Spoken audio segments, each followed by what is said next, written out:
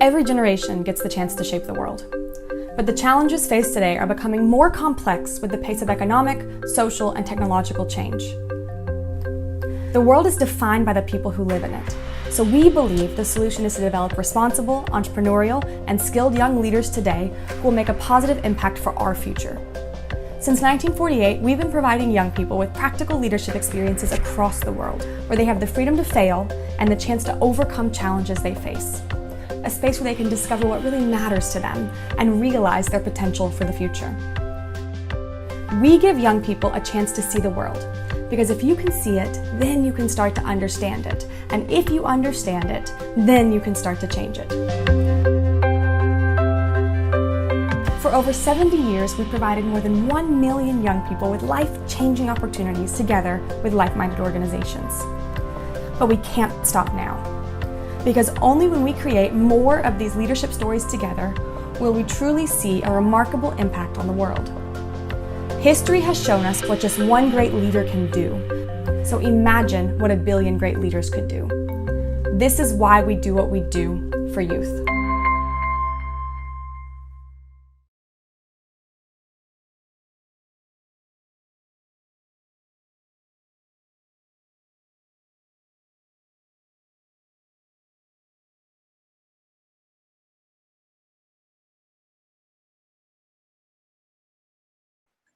A very good evening, and I welcome all of you to Let's Reboot.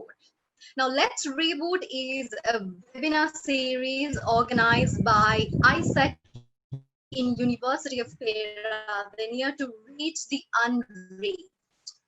Now, if we take a moment to look back, this global pandemic is not the very first time the world went into so many downfalls. But at each of these times, the world was able to get back on track. Now, in that matter, even if we take Sri Lanka as a country, we know from tsunami to 30 years of war, and then last year we all faced the tragic Easter Sunday attack. And at all of these times, we as a country even were able to get back on track. And right now, as a world, we are all facing this COVID-19 or deadly coronavirus pandemic, which has caused a great downfall to all of us. Now, that's why we are here today to discuss about how to get back on track along with this pandemic. And the main objective of this series is to guide the youth population to re-establish themselves following the stagnant period the whole world is experiencing currently. And then this Let's Reboot webinar series consists of 3 phases, and today we are here for the very first phase. And throughout these phases, we will be covering the areas of how to enhance knowledge and develop skills persistently through online platforms, how to adapt to the rapidly changing corporate world and move ahead productively, and also how to step into the future with confidence. Along with that, I would like to welcome you all to the very first phase of Let's Reboot, which is to find yourself in the digital world. In today's discussion, we will be covering the areas of digital transformation due to COVID-19, the skills that can be developed online and their validity in the future, and also how to balance our lives with technology while taking the maximum benefit from this. Now, to discuss all about this, I have a panel of 4 specialists today, and now let me introduce them. They're going to share their knowledge with us and help us find ourselves in the digital world and overcome this pandemic situation. Let me first introduce Professor Roshan Ragel. He is a skilled university lecturer and researcher with a doctorate in computer science and engineering, with a passion for teaching, research, and administration. And Roshan has co-authored about 150 peer-reviewed articles. He has won a number of Best Paper Awards in conference papers, the most prolific Sri Lankan author award from Elsevier Research in 2017, and the Presidential Award for Scientific Publication in Sri Lanka in 2018. He is a consultant at Sri Lanka Education and Research Network. Hello, Professor Roshan Ragel. Let's all welcome him. And moving on to our next speaker today, that is Mr. Denver De Silva. Denver is a Senior Vice President of Virtusa Corporation and heads strategic sustainability initiatives, environment, health and safety, facilities management, and physical security for Virtusa Corporation globally. And as the global head of facilities and sustainability, Denver is focused on redesigning Virtusa's workspaces to facilitate the digital transformation. He is an IT professional and has over 20 years of work experience. And in his early career, he has served as a commissioned officer in the regular force of the Sri Lankan Army and also in the Ministry of Defense in Sri Lanka. Now, the important fact I should mention about him is with nearly 14 years of experience at Virtusa, he is currently serving the Global Pandemic Task Force for COVID-19 for Virtusa Corporation. Please welcome Mr. Denver De Silva for our webinar series today. Hello, Mr. Denver.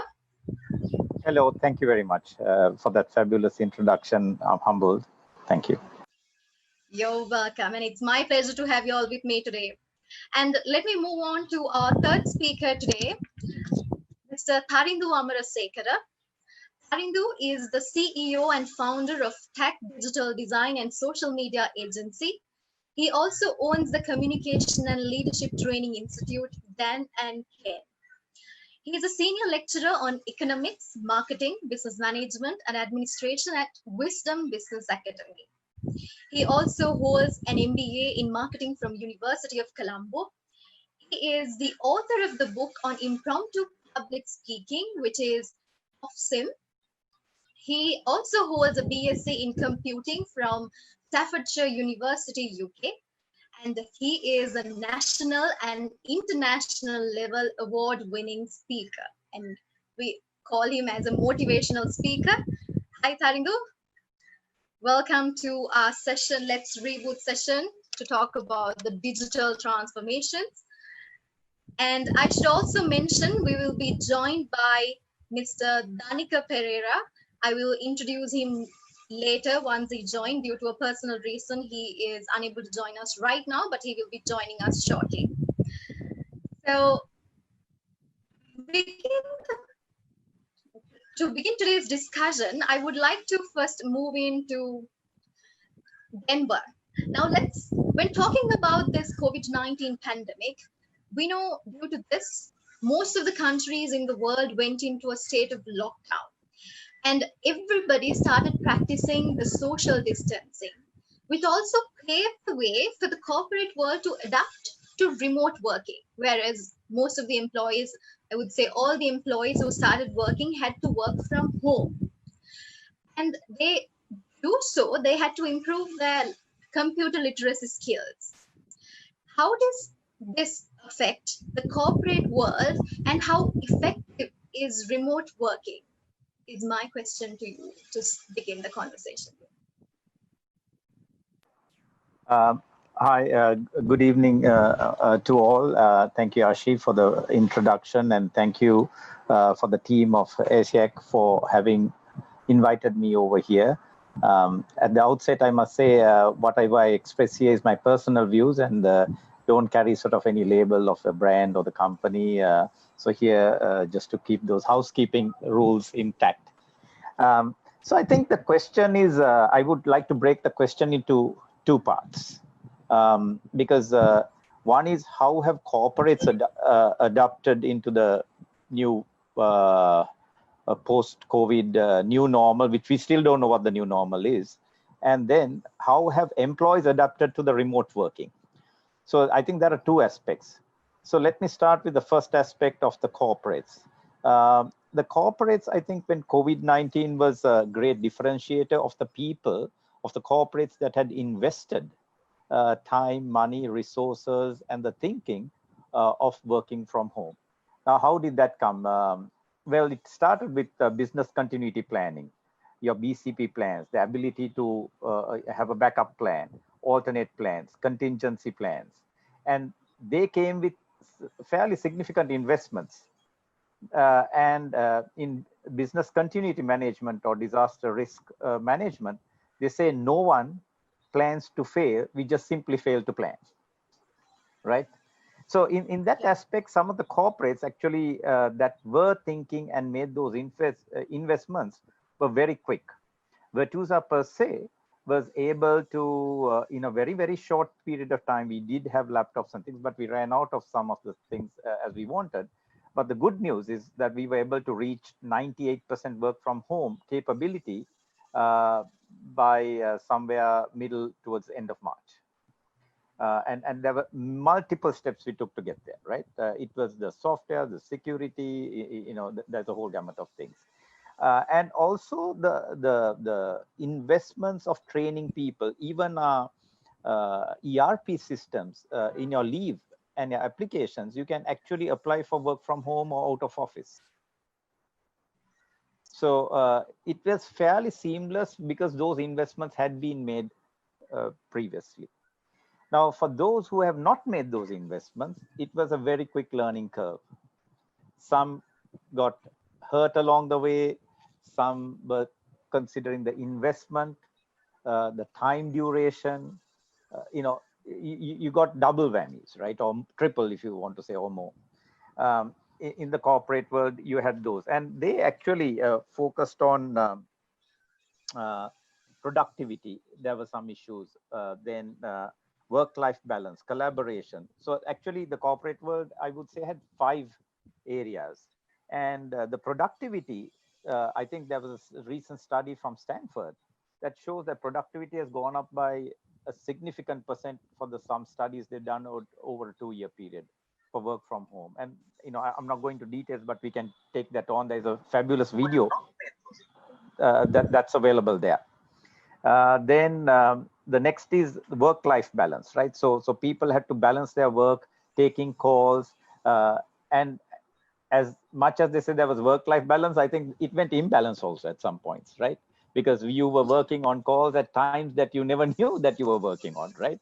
So honestly, if you take a 9 to 5 or 8 to 5 job, people would say you got late because a motorcycle came, or I couldn't come and there was a traffic accident, I dropped my child, or etc. Then it was hey, it's XY's birthday, come and have a piece of cake. The noise is actually very the office is very noisy, right? Or somebody else has had an issue because he is having a domestic issue, the child is sick. Now we are all worried about that, right? Also, so there is a kind of social interaction which is good, but is also very distractive. Similarly, you get the other side of it at home as well. The dog is barking, somebody is coming. We had vegetable sellers during lockdown. You're running to get your bread and etc. But as you see, people adjust very quickly. So the new normal was adjusting people to getting into a longer frame of mind, in that areas. The collaboration, I think people had chats and various things and came to terms with not being physically there. And that push started happening and people were able to relate to it. Secondly, even we had people were afraid to turn on their cameras because of the background. So today there are software tools that will give you a appropriate background if you want, right? I've chosen the nature background, which is actually where I work on the balcony of my home, which is outside.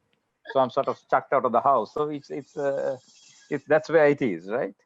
Then people also are able to manage their time of feeling less burnt out. There are people who are morning folks. There are people who are evening folks. You don't need to get too hung up about traffic, making it to a meeting. I enjoyed doing some, taking exercises while I'm on a conference call. Sometimes you're on like a listening watch. You're really not contributing, but there are 101 people who are talking, right? But you got to be on the call as well. So it allows you to manage those. We had even when we enable some of the minor staff who were doing little administrative jobs, I found, all these folks are sending emails at 6 in the morning. Probably he's a morning guy, right? And that was fine. So we had those things that went through. Then in terms of attrition, another problem lots of the corporates had was we train people, and especially the women in the workforce. They have children. they're unable to come, crashers, managing the home front, and getting used to that. So we find that work from home is also a great clinging factor, that employers, the person that you're trained and invested now may prefer to stay with you, because he's not worried where he works from. He can work from his home in Hatton, he can work in Jaffna, he can work in Hambantota, wherever it is, right? And that's another new normal, right? That we see. New normal is the new word which is being used. And people don't know what that is. And I don't think we can still define it. It's still ahead of us, right? Yeah, it's still ahead of us, yes, true. But in all this collaboration and working from home, for most people, it is information security is going to be the biggest challenge, right? So that's again both ways, right? You may have your spouse working for another company, which could have a conflict of interest. You may have a brother, a sister, the home folk, or if you're boarded, the colleague. Now we have some customers who've said, we work from home, but not from a boarding home, because we don't know who their people are. And because I'm talking of this from multiple geographies, we have massive, we have about 24,000 people across the world, and from India and the US and all that. So there are different things. And then also the sustainability of doing this, your licensing, the integrity, the systems, the maintenance, the software patches, there's a whole heap of technology that goes behind this, right? So that's, I think, some of the areas that I covered. And next is, of course, the communication, the health, the well-being. Unfortunately, people can be stressed by that. Their lifestyle is all gone. So I think these are a few of the areas that I would like to cover. And also the ability to communicate effectively. The other day I was reading an article saying digital body language. I haven't figured that one out yet. But how do you have a digital body language and a personality that can actually speak to a camera and is good on the mic, right? You have a personality when you walk into a room. It was early your dress code or how you dressed and things. Probably now the iron doesn't even come out to work, right? Because where are you going, right? You're just up and down, right? I think I will come back to that point towards the end of the discussion, where those are common issues we will be facing at all times. This how to adapt to the digital meetings where the human touch is no more, but this is what we've got to change. And I think all this comes down to how we adapt ourselves to change, right? And also it's how the we mindset, accept change. The mindset is important, the attitude, the positive look. I mean, if you go with the glass half empty, you'll be always half empty, right? That's never going to change. But what can you do differently? What can you do there in the health, the exercise, going out? You can be social distancing, but what are the other aspects that you need to do and manage to the best of your ability and make it good? Learning is another great tool, right? So the ability to learn and unlearn and relearn. I think along with that corporate insight, now I would like to move into Roshan. Now, along with this drastic situation in the country or in the world, with that insight of corporate world from Denver, let's move into the education system. Now, our education system has also gone into a new route, that is to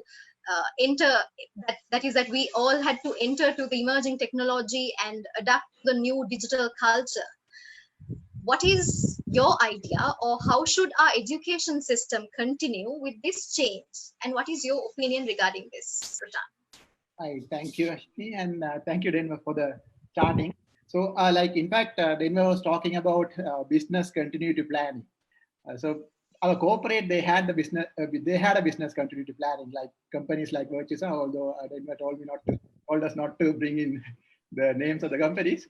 So they had some planning, but if you take our education system in our country, about 6.5 million are students, and we didn't have a plan. We didn't have a plan for something like this.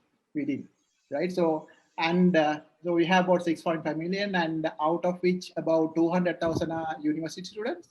So I'm more closer to the university students. I'm a professor, and also I work with Lanka Education and Research Network, who we deal with the IT infrastructure of the universities. So I think 60% of our audience today is also university students, so right. So we need your insight. Yeah, that's good. Yeah. So our target audience, which is about 150,000 out of the 6.5 million, are university students. So I'll most focus on university students. But before going to that, so what we had done the closure somewhere in March second week. From then, the government has taken a number of steps looking at different sectors, starting from schools, which is like the majority of it, more than 6 million.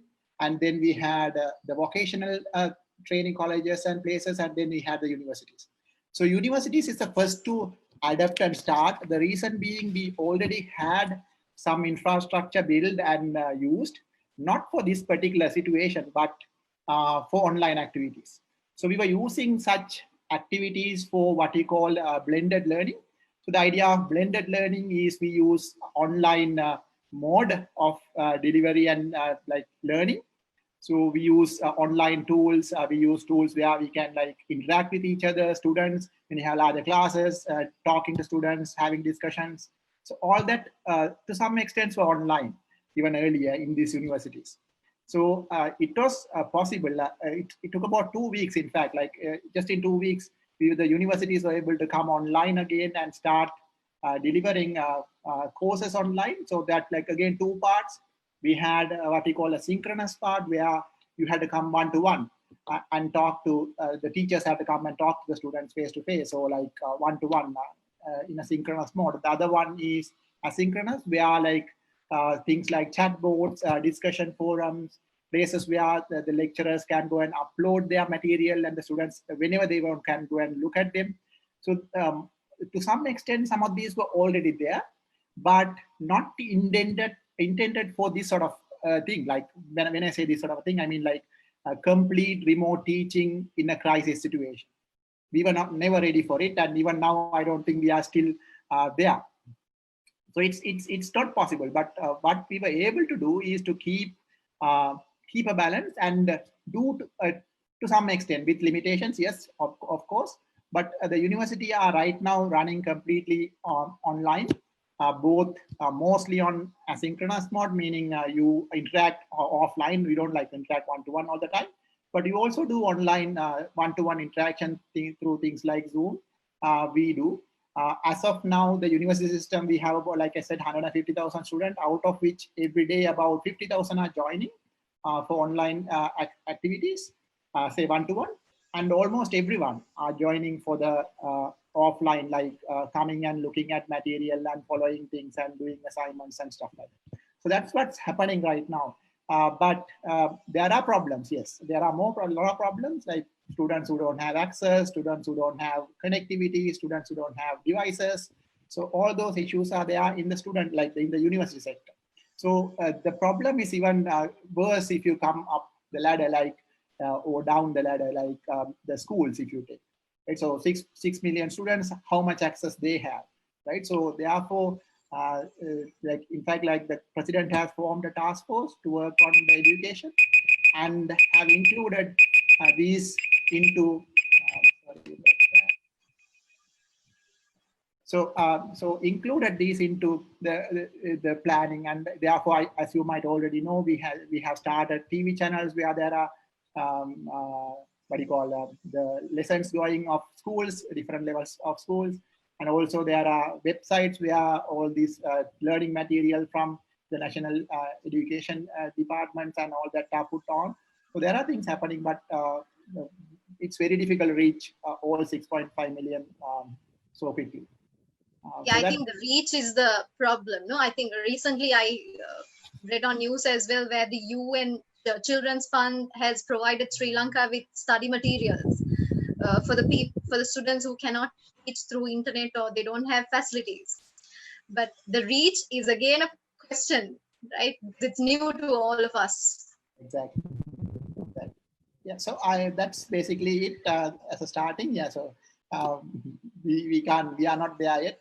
So the question you asked, in fact, is like what I had given you is like a background, in fact. So the question asked is how do you go forward? So we are learning a lot through this process. there's a difference between like just being online and doing things online and this situation. I mean, using online in teaching is different from this situation where we don't have access to the students completely, like it's like completely out, right? So using online tools is a different story, like where you can complement what you do with online. So these are two different situations, but we can make the best out of what we are learning now. A lot of adaptation happening, and therefore we can use the best out of what is happening now and bring it later into the new normal. New normal. Right. Yeah, we can bring that into the new normal. Yes, that is what I was. Yeah. Thank you so much, Professor Roshan. I think those were the insights from the education background. And now we had a background discussion about the corporate world. We covered a bit of background about the online education. Now I would like to move into Harindu regarding the businesses, giving priority to the startups, I would say.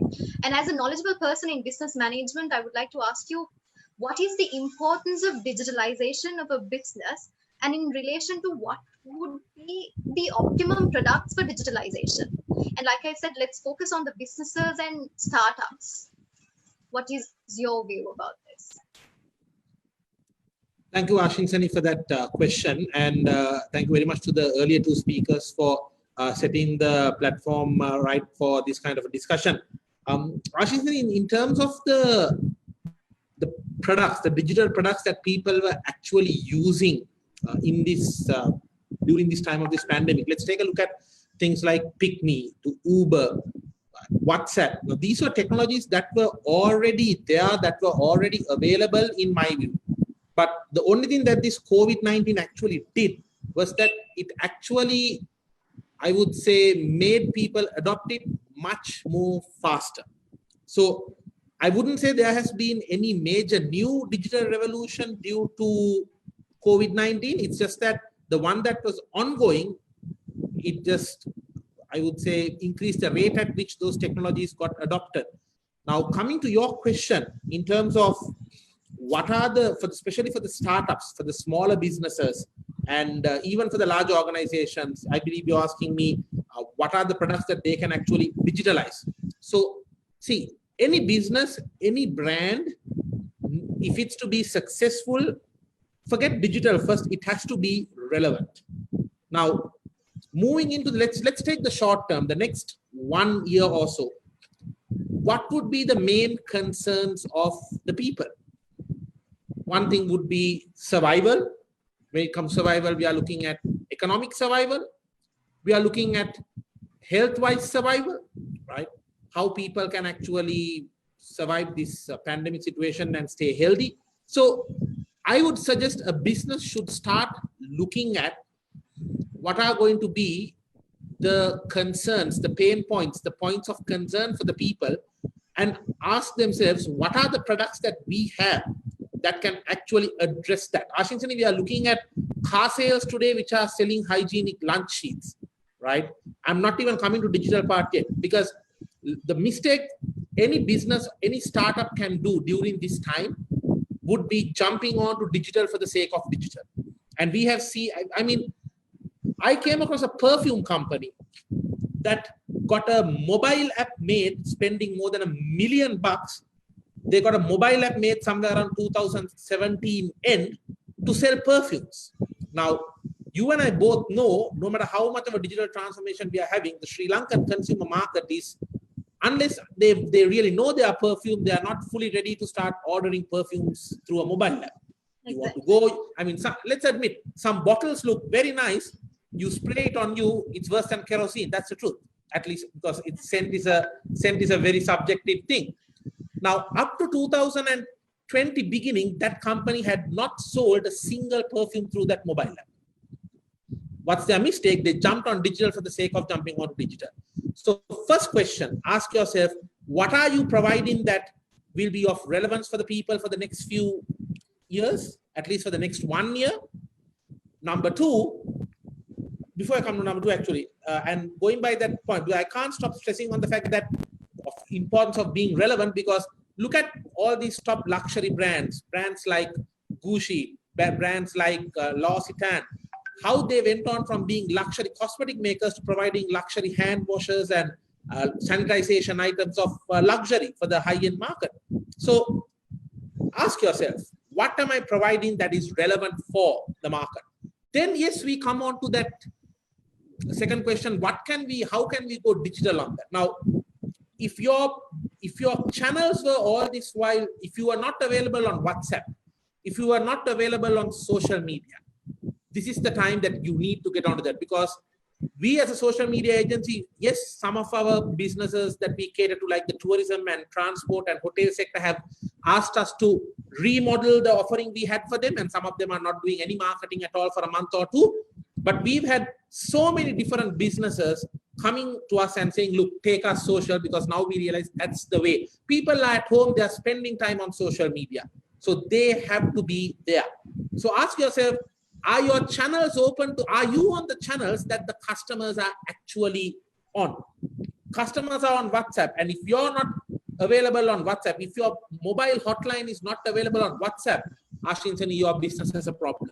So my advice is, especially number one, yes, you look at what are the things that the customers will want, and out of those things, what can you provide? I'll give you an example. We are a service agency, we are a digital design and social media agency, but what we've done is we've partnered with a few companies that bring down masks and thermometers, and we've said, look, you know what, we'll market it for you and we'll sell it with a margin, because we've understood that there is an information gap. There is so much of information flying around, and people are in such a hurry to get a product to their hand. They are not bothered to go to 10 different sources and look for mass prices. They'll see what's there. If it's affordable, they'll go for it. So you need to understand that consumer behavior. So we told them, look, we'll market it for you. Let's work together. And the third thing, where I see potential for digitalization for a business especially, is mainly in terms of healthcare. How many of us used a sanitization, let's say like a sanitization liquid before COVID-19? How many of us?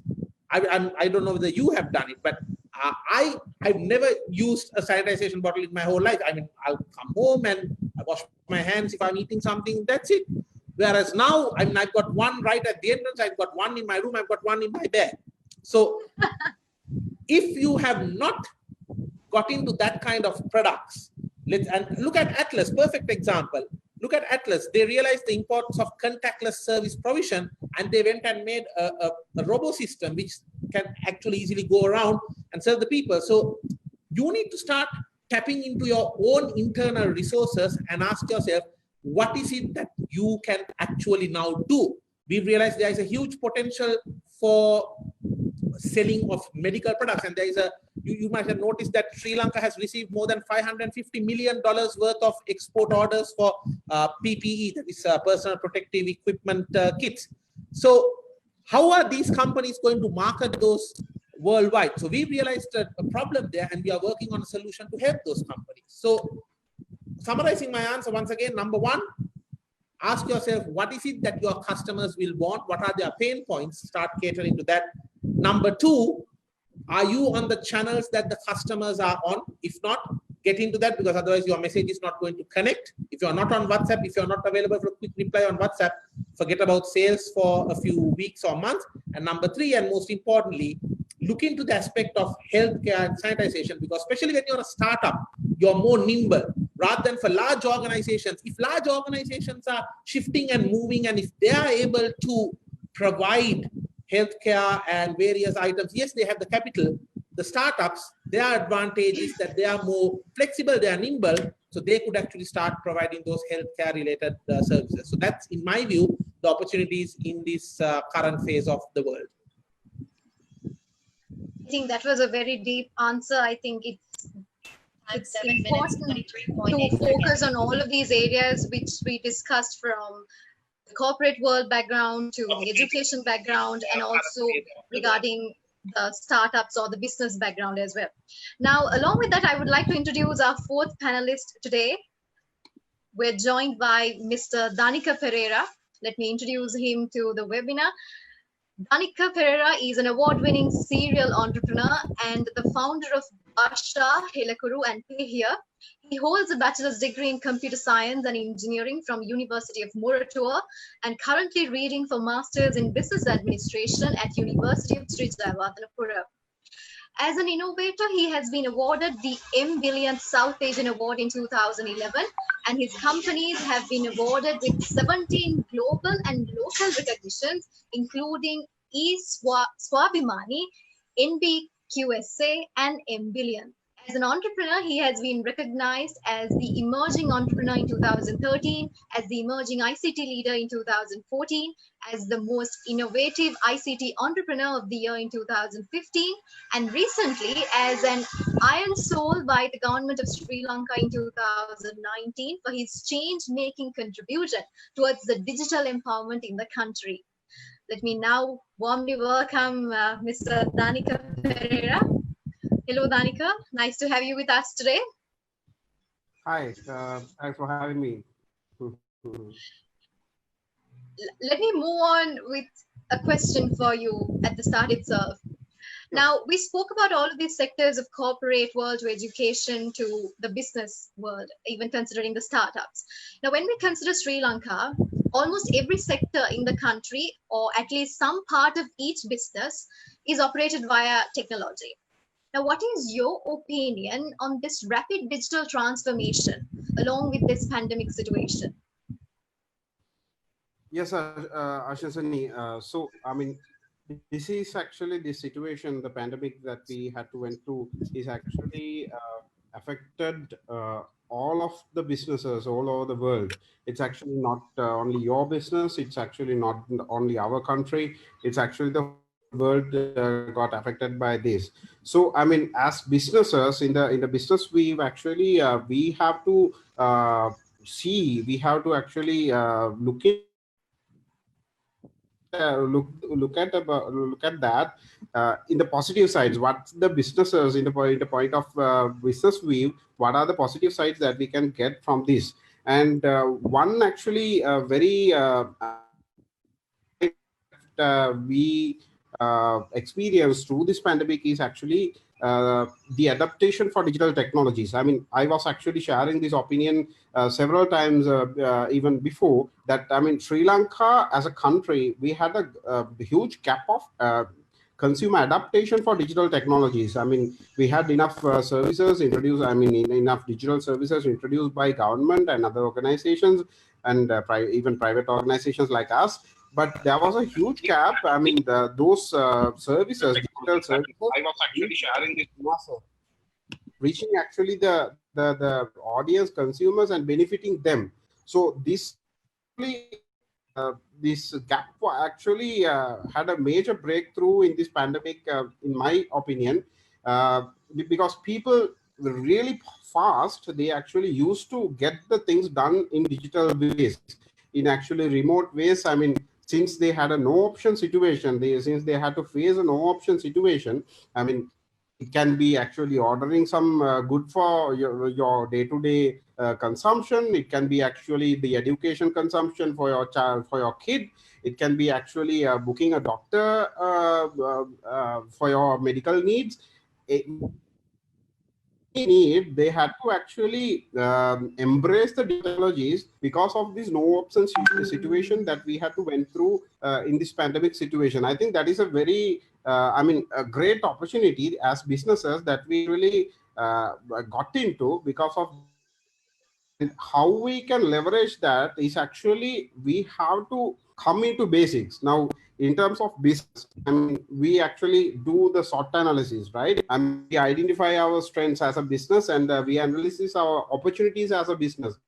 This is actually a time that the new opportunities emerge, because, you know, I mean, in entrepreneurial view, especially in our case, in the business's case, I mean, the opportunities arise with the difficult times, with the challenges, with the problems that the people, I mean, problems that the consumers are facing.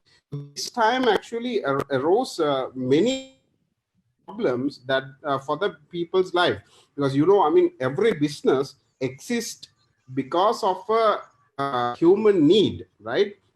Every business feel a need that our consumers are actually felt in their lives. So this was a time actually our needs were changed.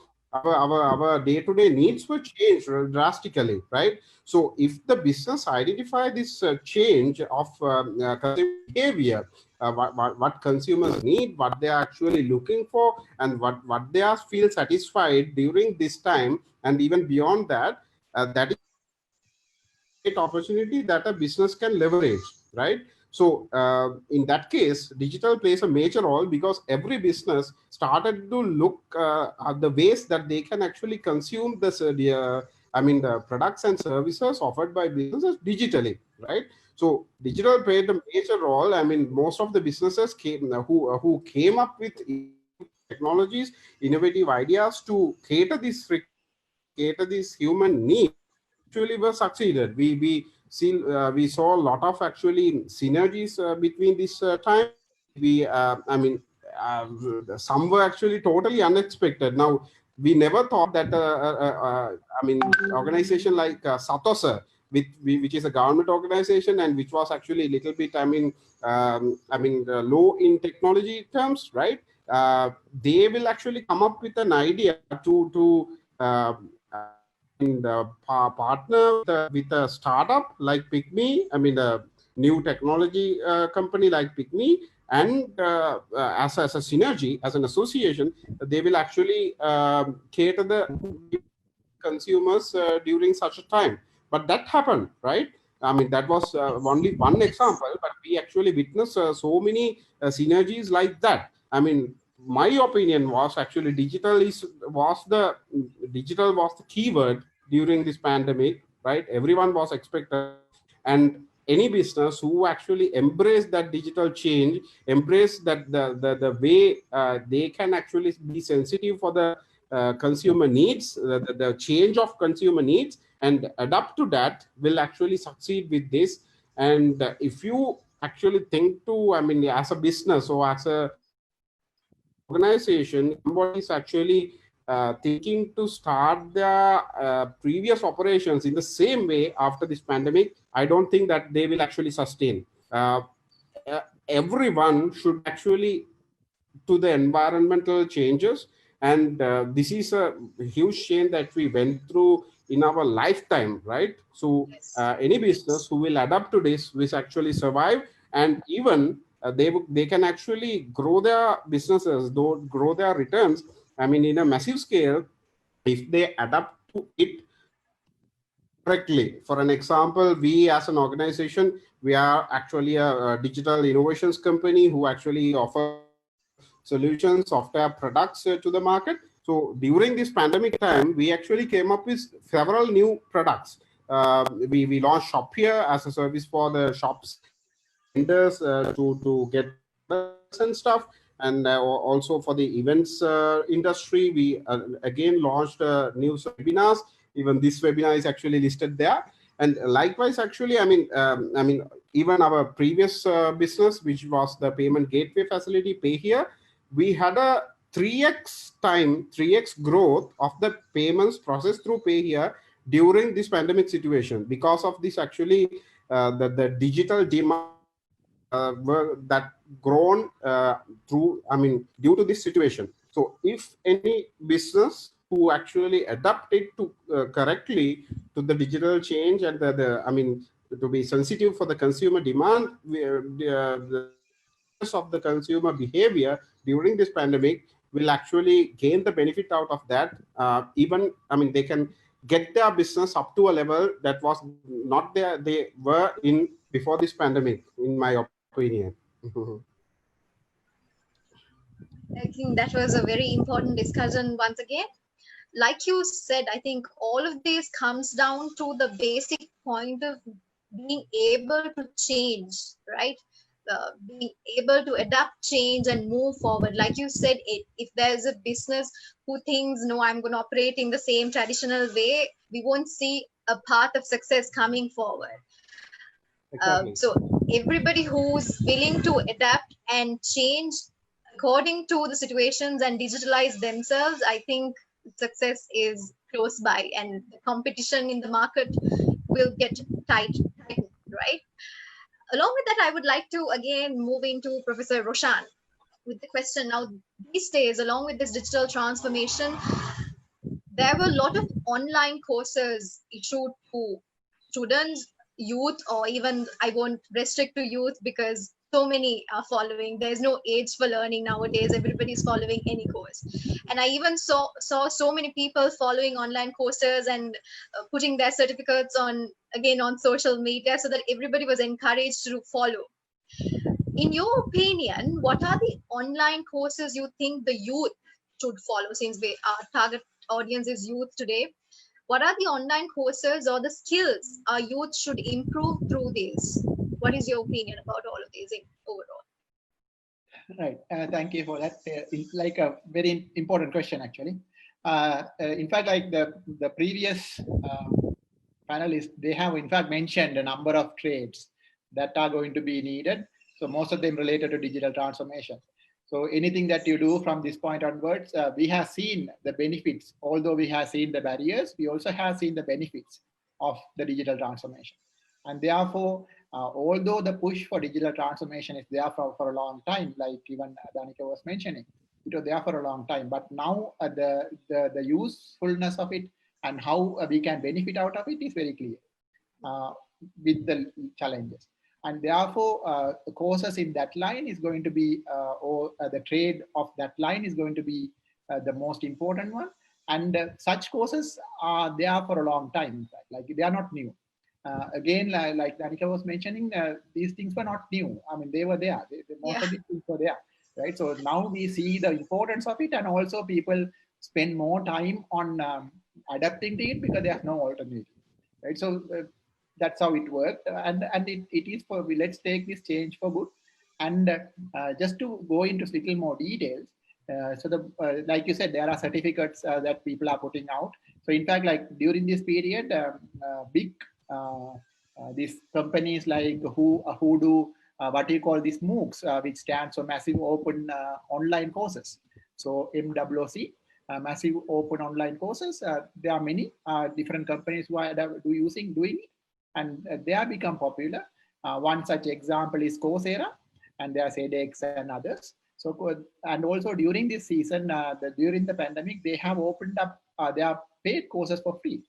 And in fact, like, so if you take University of Peradeniya, we have registered for their system and got about 4,000 courses, which are normally paid.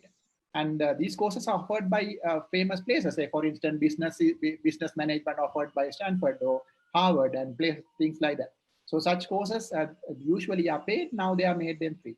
And IT related courses from big universities, famous universities like MIT, and so on. Right? So these courses are made free, and there are possibilities of following such courses. And the suggestion is to look at such opportunities. And the question was like, how do we find which one is right for me? So that's always a question, right? So not just now, not just earlier. So you should figure that out yourself, but you can always get mentoring, ask someone to help. But in terms of areas, it's more of digital transformation, more on, to complement whatever that you are doing. How you can say, whatever the field you are in, whether you are in medicine, whether you are in agriculture, whether you are in engineering, wherever you are in, see, or whether you are in something else, business, right? So wherever you are in, see how digital transformation, so the digital adaptation that's coming in can be used, because this is going to stay, right? So this is going to stay, this is going to stay for it. And how we can make use of the time and what we have now, and also the offers, like I said, these MOOC courses which are offered by many, and a lot of things are made public and made free and all that during this time, considering the situation. So you can make use of the situation to see what is going to come in the future that we are discussing now, and make use of the courses and programs that are offered online for now, and use it. That's the simple answer that I can give. Yes. Like you said, follow anything in the area you're in right now and improve your skills in the particular areas. Yeah, so improve the skill in the particular area. At the same time, think of how digitization can be brought in into. exactly, because that is the most important thing. Now, along with that, I would like to direct the same question to Denver. Now, regarding these online courses, now Prashant touched on the areas saying everybody should follow courses and improve their knowledge in their particular areas. Now, when we come to the corporate world, since you're an expert there, I would like to direct the question, what are the skills you think the youth can improve during this pandemic through these online courses, and what are the skills that will be helpful to them in the world of corporates for a long period of time? Yeah, hi, thanks. And thank you, Professor, and the rest of the panelists for giving good insights, great conversation. So I think there are two aspects that we should look at, or a student should look at. One is what are the skill sets the digital skill sets you can use. I'll break it into two pieces for your current job or what you're immediately in. That's like today. And what are the skill sets that you should be acquiring for what your aspirational jobs and end game is about, or your next game is about, where you want to go. Now, in the current job or where you are, you would really focus on rethinking the roles you're doing, right? What are the areas? For example, you were doing a repetitive task. Can you work with the IT team to what we call automate that process, or digital process automation, or robotics, RPA, right? So any repeated functions, can you automate it? Now you don't lose your job, but you'll be managing much more capacity than you did before. So you're really looking at different ways to bring those skill sets in. And I always go into looking at the job you do into 4 quadrants. First is the 4 quadrants I always consistently speak about is, what are you doing to increase your customer satisfaction if you're doing a product or a service? Secondly is, what are you contributing in your job role or your skill set to increase the quality or reduce the defect density of the products and services you're doing for your job role or your function or your corporate? Thirdly is, what are you doing to reduce the cycle time, the time it takes to execute a particular function, the time it takes to deliver an outcome, right? Have you, earlier it took you 3 days, can you do it in 1 hour now? Right? That's where you're trying to do these things, right? And the third is, how much have you contributed and given thought leadership with skills and anything else to reduce the cost of product? And so these are a few of the 4 quadrants I would speak about. And now you apply the technologies and the resources available to do that, right? From chatbots to developing that, maybe developing the script for a chatbot of a company, if there are media companies and doing that, the kind of marketing. The other side for people in the aspirational skill is, build your digital credibility, your values, your attitude. If I'm not mistaken, and I stand corrected, I believe some of the foreign embassies, when you apply for a visa, you're supposed to give all your social media profiles or your handles. So what kind of a person are you?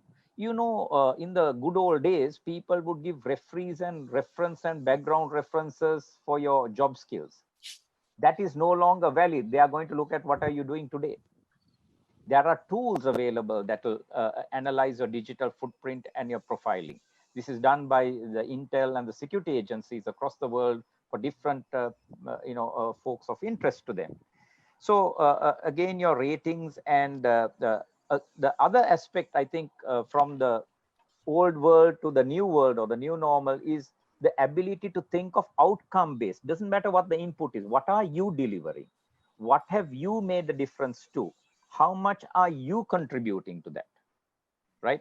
So it's all about really getting that adaptability and your credibility in being able to do a job. Because today when you do it, everyone knows it. They'll look at you on LinkedIn, they'll look at you on Twitter or wherever it is, right? Instagram, etc. So you really can't say, I was never that person, or, it was not there. So life is becoming more transparent, and the, personal information is no longer that personal, right? Yes. And not only that, today we have what is known as R2O, return to office. So if anyone wants to come into office, they have to go through a proper assessment of whether they know the social distancing norms, sign up to those commitments, right? That you're willing to do those new things, you're willing to abide by those regulations, and you don't get sued by the legal suits, not mainly in this country, but in the other countries. So we are applying these things there. The skill sets you need to come back to office, the mindset you need to have. So, all these things are changing, and that, I don't care, this is Sri Lanka, we have never done it, this is not applicable to us, doesn't work anymore. We are in a global village, everybody can see what's happening. You just got to be with the system. Does that give you a quick... Yes, definitely. I think that was a very educative conversation. And right now, I think we are all into the conversation very deeply, and we are getting a good understanding about all the sectors, from corporate education to the business world and everything. Along with that, since we're still on the education topic, along with these online courses, I would like to direct the next question to Tharindu. Now, Tharindu has a personality being engaged in both digital marketing and also into academics. How can digital ways of learning and teaching be embedded in curriculums? I know, since we spoke about this before as well, it's already there. Online courses, when you take the private world or the other education systems, the online education was already available.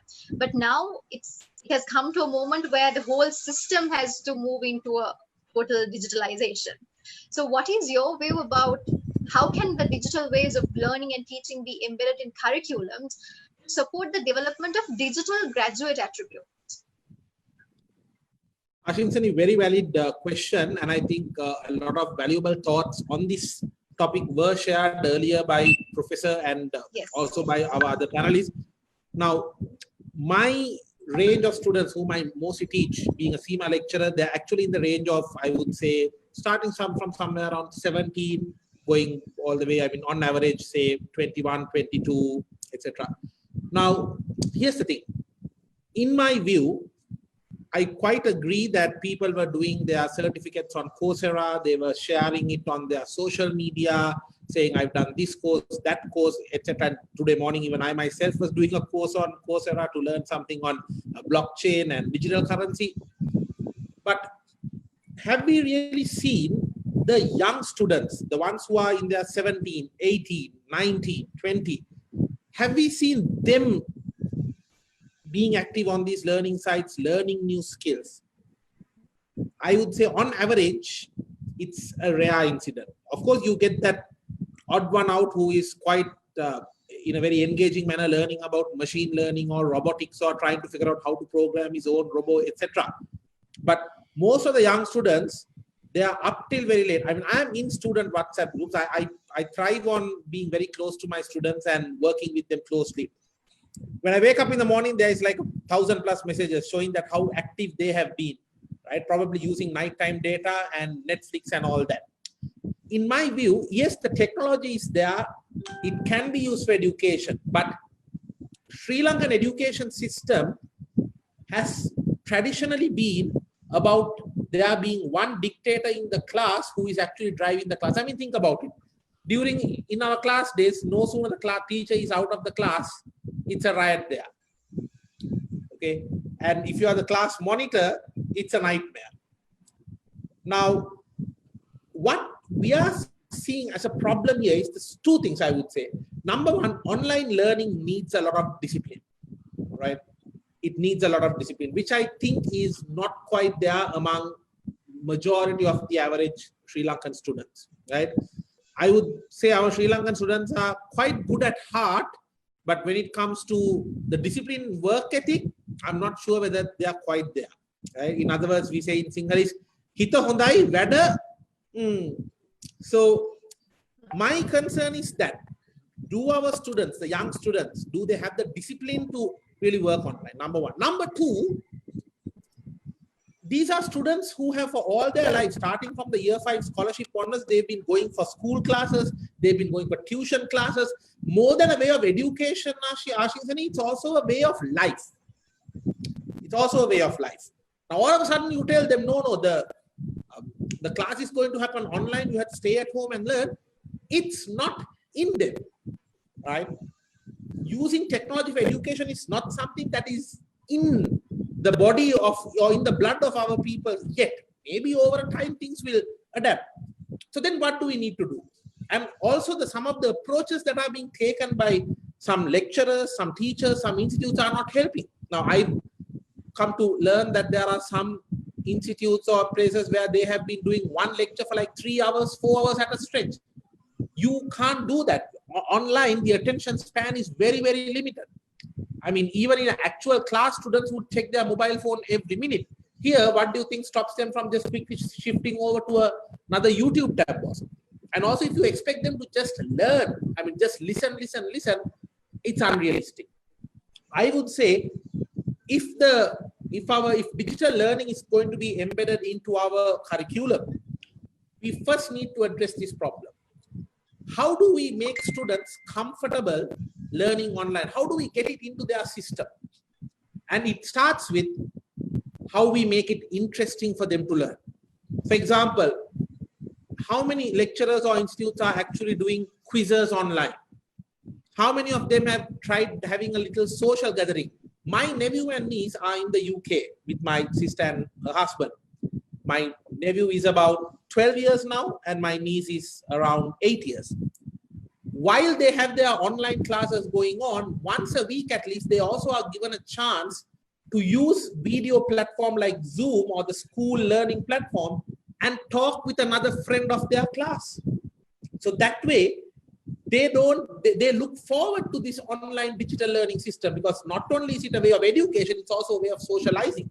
Now, how much of efforts have we taken to make online learning attractive to our students? Because remember, as you said, we are going into the future, we have to produce digital graduates, which means graduates who are ready to, I like the word you use, because that means the graduates who are ready to use digital technologies as a way of their daily life and a way of their work. Now, if that is to happen, digital technology or digital way of life has to be attractive to them.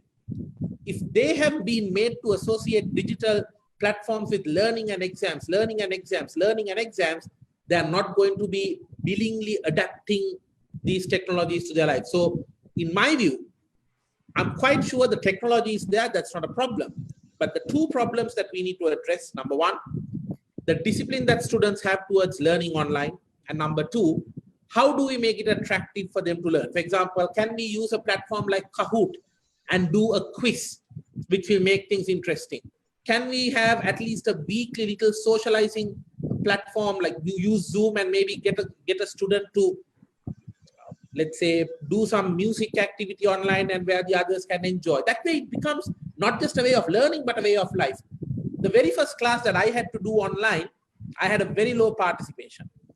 What I did was, before the next class, the day prior to that, in the night, I told in the student WhatsApp group, I said, guys, let's come on Zoom. I like to see you all. So everyone came on Zoom. We had a chat. We just cracked a few jokes. And we got one student who was very good in singing to sing a song. We all enjoyed. They forced me to sing a song. They all enjoyed. I didn't enjoy that part. But still, the next day, I actually had a 100% increase in the participation over the first day. So find ways to make online learning interesting so that they'll adapt it as a way of life. That, I believe, should be the first step in creating digital graduates. That's interesting. I think while you are giving all the ideas of how to make online learning interesting, I think Danika is now planning of another app. Now, along with that, I would like to direct the question to Danika as well on the same topic regarding this online learning. Now, you as an award-winning entrepreneur and a leading entrepreneur in the country, now sticking into the same topic of online skills, what are the skills or what are the online courses you think the youth should follow in order to become entrepreneurs or in order to achieve their career goals? I think you can add on to what everyone else said. Sure.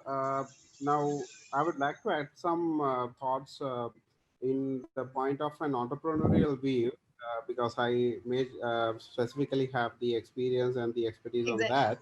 Now, for if you have an entrepreneurial mindset, now I'm a person who believes actually an entrepreneurship is not a skill, not a knowledge, not a trade, but it's actually a mindset which you have, which you should have in your mind. So if you have an entrepreneurial mindset, I mean, this kind of an situation is a greatest opportunity for you to leverage your mindset, because in entrepreneurial view, we every always actually we see the problems in the society, challenges in the society as opportunities, and that's how actually entrepreneurs build new businesses, build new markets, build new products, build new business models through the existing solutions in the society, existing problems or challenges in the society, and converting them into solutions which they can leverage as a new product, new business, and a new catering a new market. So this is actually a great time, because I mean, as I mentioned previously also, the needs of people have changed, and the challenges that they are going through, challenges that they are actually facing, are actually new now. I mean, that's what actually we called as the new norm. Right now, the lifestyle of people and the day-to-day, the daily routine of the people has completely changed. Now, this is actually a greatest opportunity for the people who have an entrepreneurial mindset to identify or recognize these new consumer behaviors, the new consumer needs, and come up with products, come up with services, come up with solutions to cater those new needs. So this is actually, in my perception, actually this is a great opportunity for the entrepreneurs. I mean, in terms of actually as a human, this is not a good thing which was happened, but in an entrepreneurial view, this is actually a really great opportunity that we have to see in our entrepreneurial mindset, which we can leverage. I mean, I can actually give you example from our own experience. Now, during this pandemic situations, actually we as a digital innovations company, we introduced several things into the market catering these emerging needs, right? I mean, previously we had only Helakuru as our consumer based product, and Pay Here as our payments product, and also Hapan as a digital education product. But with this crisis situation, we identified the new needs of the people, right? I mean, in the very beginning of the pandemic, there was a need arise for the vendors, grocery shops. I mean,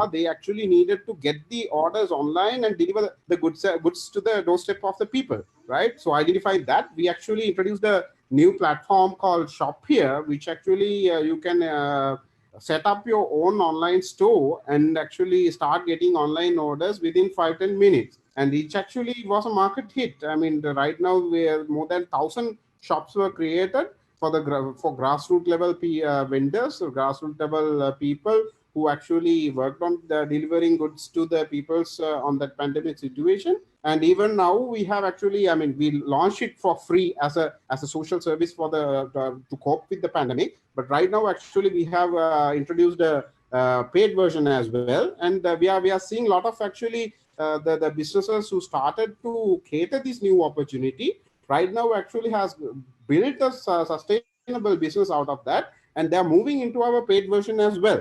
So for us it's actually an opportunity, but for them also it is an opportunity, right? So that was actually a very small example that I took from our own experience. Now there were so many businesses who took it in an entrepreneurial mindset.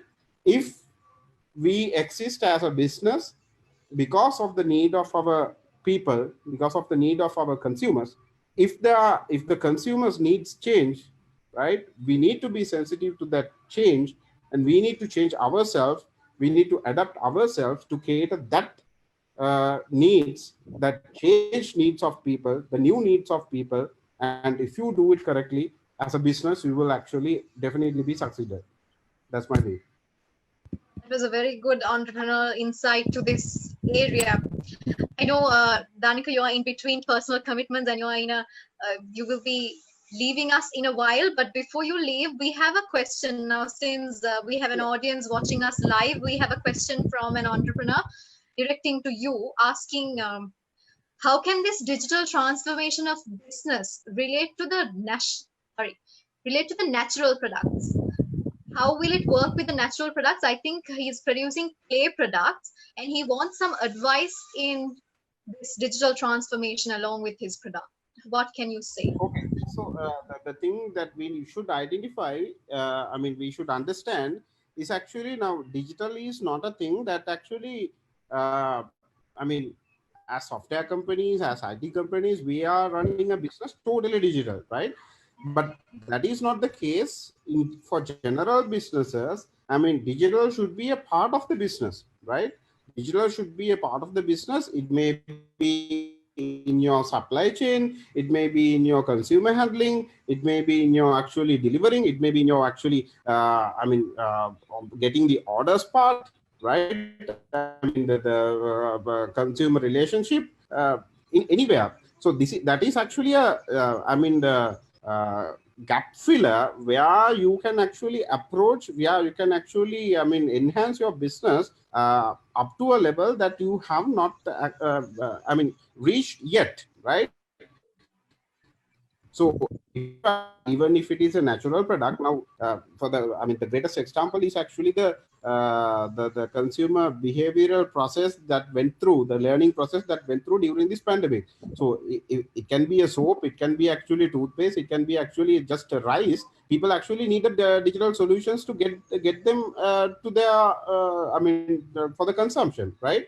During the pandemic, I can share my own experience. I mean, there was one of my uncles who are not savvy anything about the technology. He had a smartphone, but not savvy on actually browsing apps, browsing internet. But during this time, actually, he gave me a call and asked, Puta, there is a shop that, people are saying that they are delivering to the goods if we go to their website and order stuff. How can I do it? So I actually just sent him the link to that particular shop and actually gave a little bit of instruction on how he can get it done. And he had done it successfully.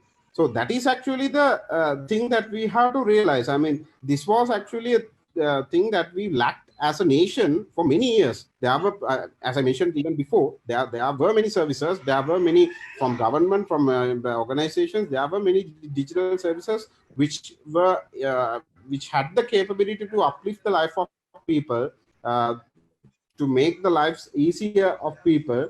But I mean, people getting the use of that, people adapting to those digital services was really lacking or really delayed, right? But within these 2 months, our people, our consumers actually drastically adapted to them, change their behaviors to use them. I mean, very fast. I mean, the speed that we couldn't actually achieve within the last 5-6 years, actually, I think, in my opinion, we could achieve within these 2 months, right? I mean, now people know, even the actually very grassroots level, very, people who operates their smartphone only to go Facebook and do some thing. Now they are capable of ordering something online. So that is actually a very, very good change that we can see as a business. And even for a natural product business or any kind of business, this e-commerce change, I mean, this is, in our case, in our terminology as businesses, we call this as e-commerce. But for them, it's just actually visiting a website and getting something delivered to their home, right? The benefit they see is that. So ultimately, they actually used to it because of this, right? So as businesses, if you can see what are the points in your actually value chain, in your business process, in your value chain, what are the points that you can add value with digital technologies, I mean, definitely you will be able to grow your business in an unexpected way, if you correctly find out the point that you can fill with digital technologies, and if you apply the correct technology to fill that gaps. I think I answered your question. Yeah, it covers. I think in summary, what you're trying to advise is it doesn't matter whether it is a natural product or any other product. What's important is the digital presence. And as long as you have the digital platform, or let's say a social media presence to reach the target market of your business, I think that's the way forward. Am I right, Danika? Yeah, I mean, in addition to that, I mean, who know your business very well, other than you and me, right? Right. So you have to identify what are the areas, what are the points in your business process, in your value chain, where you can apply the digital technology and boost your business, the expedite your growth of your business, as a summary. Great. Thank you so much. I think that question was directed to us by Sachin. Sachin, we hope you got a good answer. And if you have any more questions, you can direct to us later. And since Danika will be leaving us now, if you have any more questions, you can direct so that we can get the answers later from him and get through to you. Thank you so much, Danika, for joining with us. And I'm honored to be having moderate this panel discussion along with you, having a leading entrepreneur in this session. And thank you so much for joining amidst personal commitments. That means a lot. Thank you so much.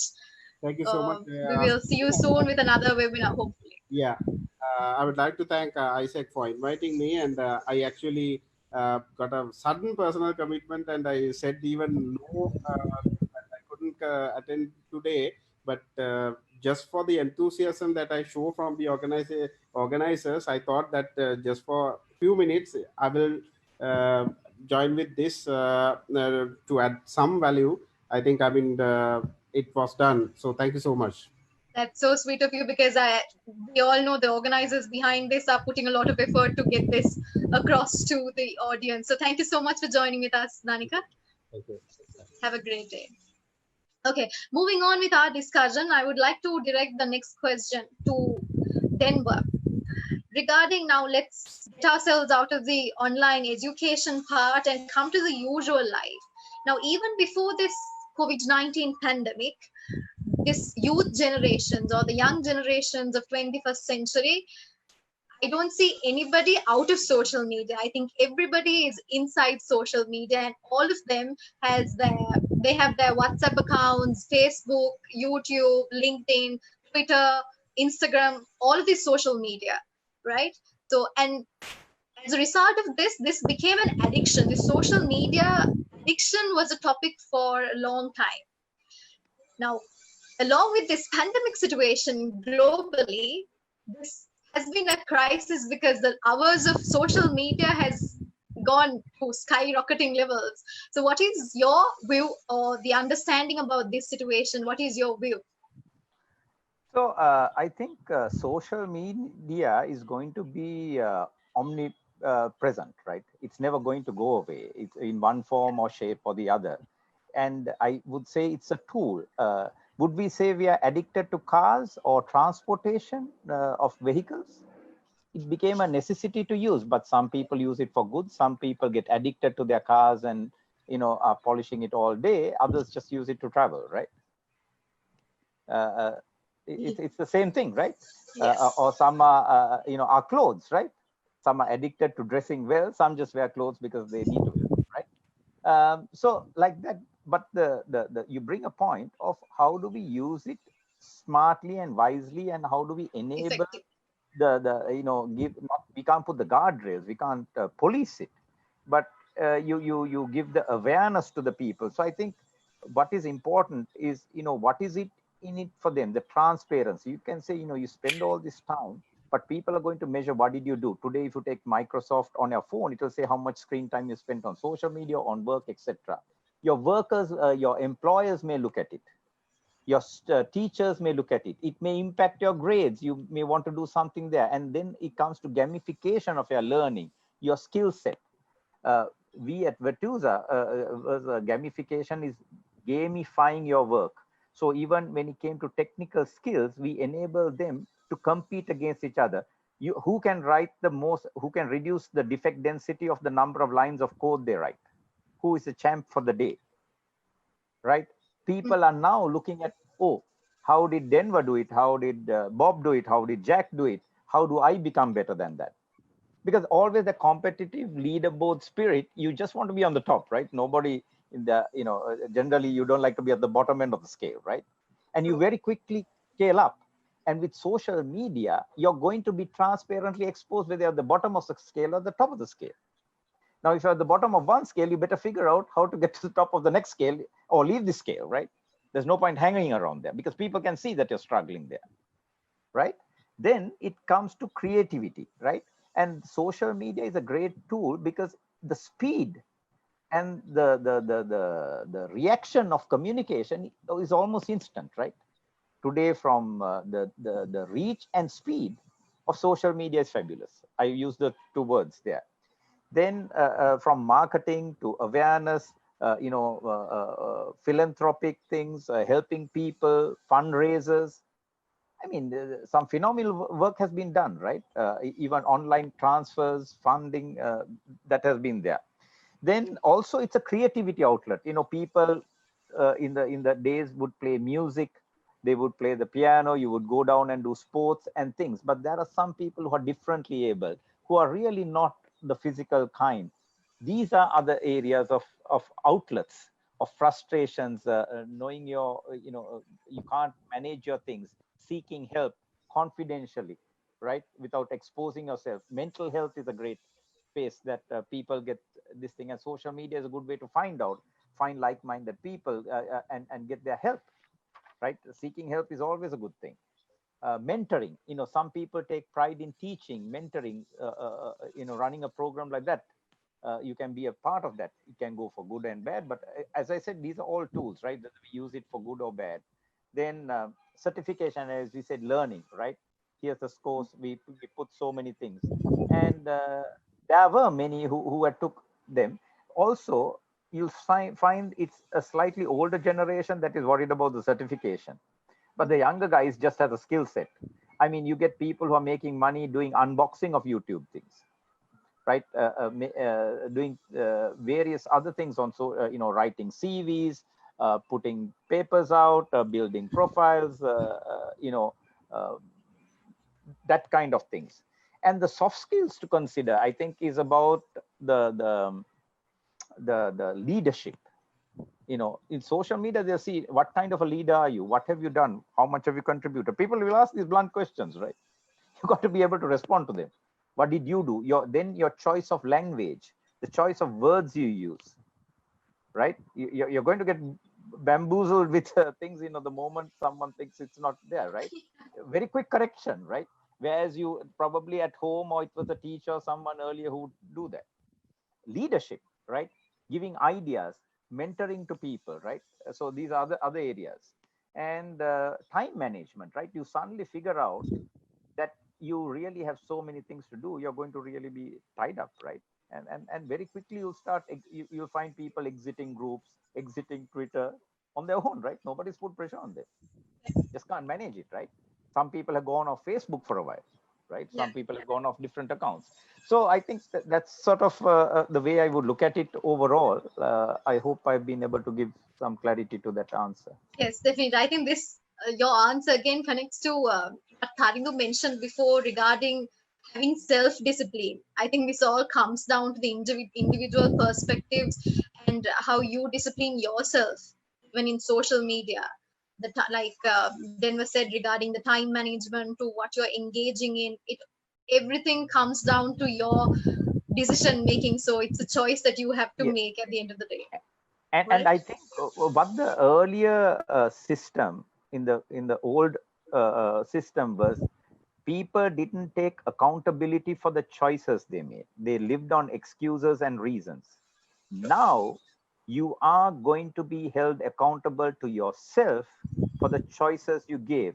Excuses and reasons are only made by those who are failures. Nobody who's successful ever gives excuses or reasons. In Sinhalese, we have the Handas and the Hindas. Vecha Handa, Vassa Hinda. Hindas and the Handas. Those are the two crutches we live in when we fail. And we need to move out of those two things, right? And take, yes, I made a mistake. Yes, this was a bad choice. But here's the corrective action. Accepting it is okay to fail.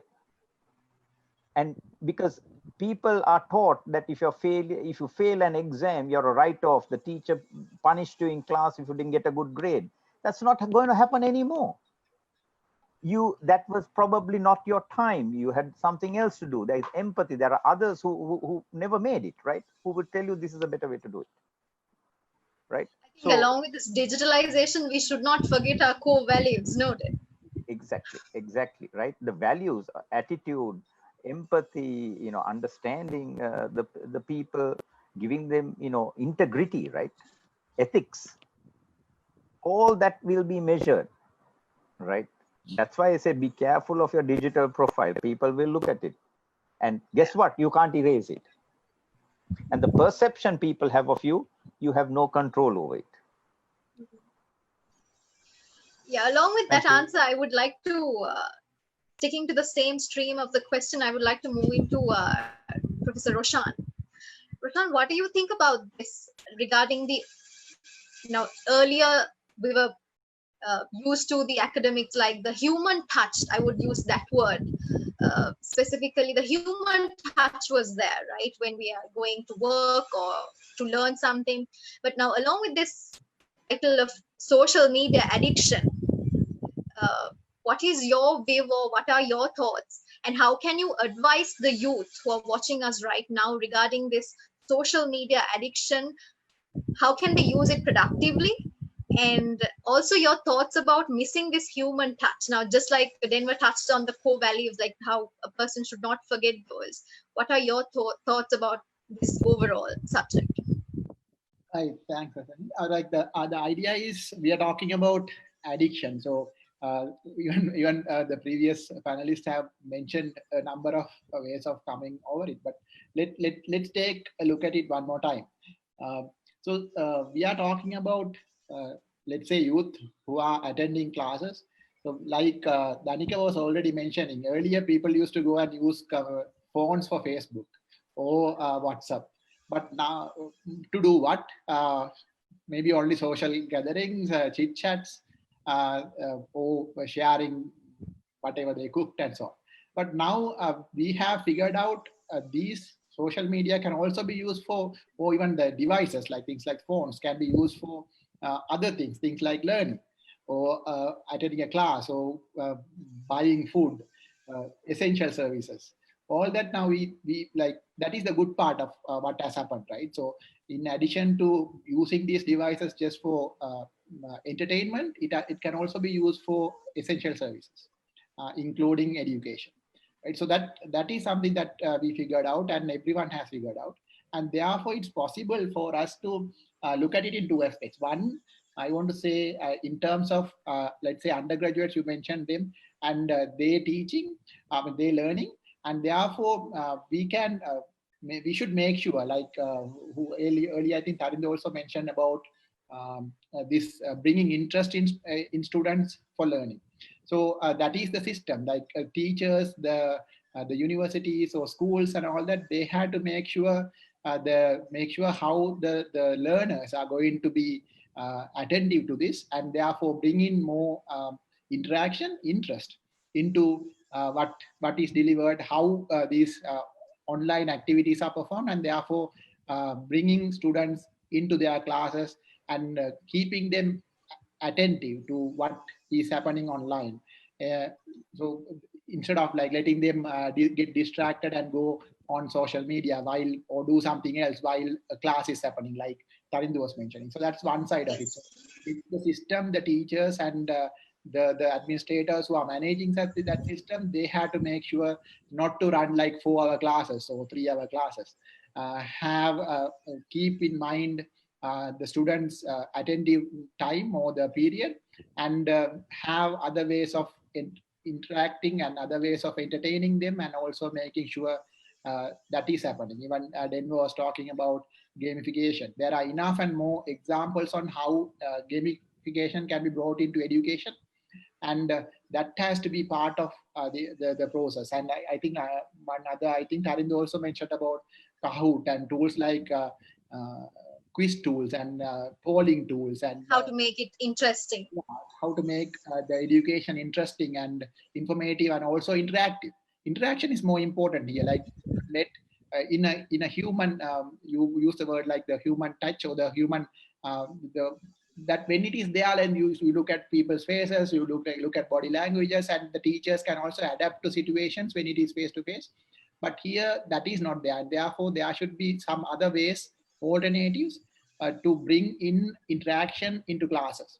So things like these quiz tools and more, even a tool like Zoom has polling features where you can ask a question and formative question, a question where you can just give some answers and see how the audience think and where we are, and like bring that in. So that is the system side of it, and how those who are delivering and managing these systems and managing the undergraduates has to do. On the other hand, already Denver and others also picked on the attitude, like from the students' perspective. Let's say the students is the youth perspective, how they can bring in what they can do, right? So obviously they can do a number of things. Like obviously they can do things like go out of or have a limited number of avenues for distraction, right? So let's say the social media are distraction. That's where we started, and we had to be also realistic and say, okay, you can't go completely out, right? So that might have other implications. So this is if it is an addiction, right? So therefore you go one step at a time. So you reduce the number of different social media platforms, accounts you have. Maybe you can have a limited number of it, and then also the number of friends you have. So now, given that online or the digital media has become the main mode of socializing, right? So in a usual socializing situation, what you do, you have the physical socializing or the human touch socializing. If that's no longer there to some extent, then the digital socializing, so Facebook accounts with like 5,000 friends is too many to have in a right? So can we bring them down? So somebody who is interested in investing on this, like one, they had to reduce the number of such accounts, and maybe and then have to think about the friends they have and who they want to associate with in a now the new normal world, right? So that's another one that they can think of, and also be realistic, right? So it's not possible to completely go away, and it is also like, I know, therefore have a little, but make it more of a rewarding system. Let's say you have some work to do and you finish some work, and then you get a reward for that work. You socialize, you spend some time. So that's how life is, right? So bring in some rewarding system into your discipline. So obviously it all involves your attitude and discipline, so that you can do some be realistic, bring some rewarding system into your life on social media. And also other aspects are things like the tools itself, like say, for instance, so Facebook has notifications and all that. So maybe you can, if you think they are distracting, obviously they are, so you can turn them off, right? So things like push notifications are a distraction all the time. So even if you are into something else, you always get notification, you are tend to go there, right? So WhatsApp notifications, all these notifications, there are ways of turning them off, right? So you can turn them off for a while and keep or for how long ever you want. So that's another one that you can do, right? So these are the different, and also like, so make sure that you have a discipline, right? So that's the simple answer, but there are ways of doing it. So like I said, I just to summarize two aspects. One, if it is about teaching and like administrators and teachers, they had to, from their side, make sure the students and the learners are attracted and interested in what they are doing, and also they are within the span of their attention span. So just make sure, if not, you have something to revive and then come back and teach more or let them learn more. And it applies to other things like work as well, like Denver was saying already, gamification, and bring that in. Right, so that's the system side of it, and then the user's perspective. Individually, we had to have some discipline, and there are ways of achieving the discipline, like always. Right, so that's basically the message. Yes. Thank you. That was some great insight coming from Professor Roshan. I think this social media addiction, the best example was given by Denver, I think, regarding if now social media has become a necessity. I think we all agree to that point. Like he said, if you're calling that an addiction, then we should call wearing clothes an addiction, and traveling in car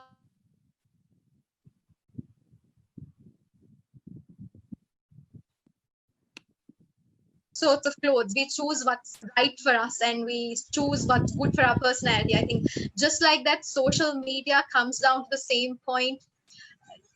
We cannot really call it an addiction anymore. Uh, Going with the new norm, I think it has become a necessity. We have to choose, and the choice is ours to decide how we're going to use it productively. I think that's the summary of the topic we spoke about, the usual life of social media and online transactions. Now, moving into Tharindu for the last main question. Tharindu, you as a motivational speaker and award-winning public speaker, let's talk about the soft skills. I think now soft skills are a very important part, even when you go to a job or at an interview. Now soft skills plays a huge role. How do you think these soft skills can be improved through this digital platforms? What is your view about this? I think quite a valid question, and indeed building on what the earlier learned members of the panel has shared with your input as well. I think we spoke about technology, we spoke about business models, we spoke about learning, everything, but soft skills, without soft skills, soft skills are actually the glue that binds all these hard skills and hard factors like technology, model systems together. Now, in my personal opinion, one of the key elements of the soft skills which are relevant and which needs to be relooked at during this pandemic time is leadership. What's your approach towards leadership? So I would like to take this opportunity to really speak about the technological, the leadership aspects during a pandemic-driven time like this. Now, I am a member of an organization called Roundtable International, Roundtable Sri Lanka and Roundtable International. And all these banners you see at the back is belonging to different clubs and organizations of Roundtable worldwide. Impressive. In Roundtable, we have a motto, a theme called Adopt, Adapt, and Improve. And I think that has to be the mindset of the leaders during this pandemic time period. Let's face it, you may not have been a very much of a people's person before. You might have been a more of a task-oriented leader. Well, guess what? You can do that when everybody is in one place. But now with different people being spread all over the place, I heard Denver sharing his thoughts about how they have about 24,000 people spread all over the world. Now, in a scenario like that, if your method is to be task-oriented and if you expect that you can send 100 emails and get a work done, well, in my experience, the fellow who won't do a work with one email won't do it with 100 or 500 emails either. So what truly matters is you need to adopt the people skills into you, and you need to get into building that rapport, building that relationship with your team members so that it drives the people to perform. Ashinsani, they say people don't leave companies. They rarely leave companies. They leave the leader. So if you have not been a very much of a people's person, well, guess what? Now you need to adapt to that. At the same time, if you have been a very much of a people's person and not much of a process-oriented person, now you need to get into the process of having that morning email, that evening email, the weekly summary, all that. There are some leaders whom, when people see them, they'll remember our boss is here.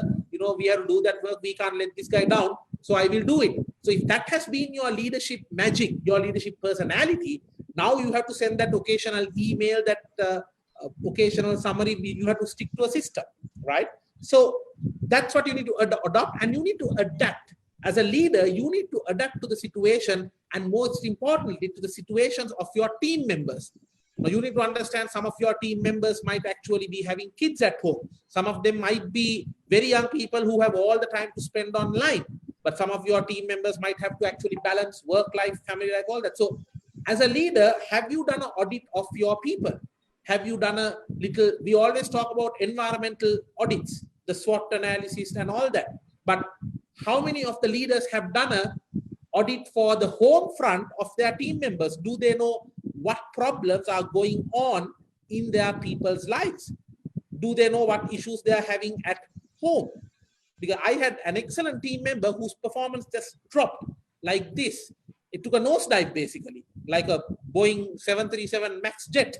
And when I asked him what actually is going on, he was saying, look, sir, I'm sorry, but all the time my parents are fighting. So I'm not having the right background to contribute the way I could.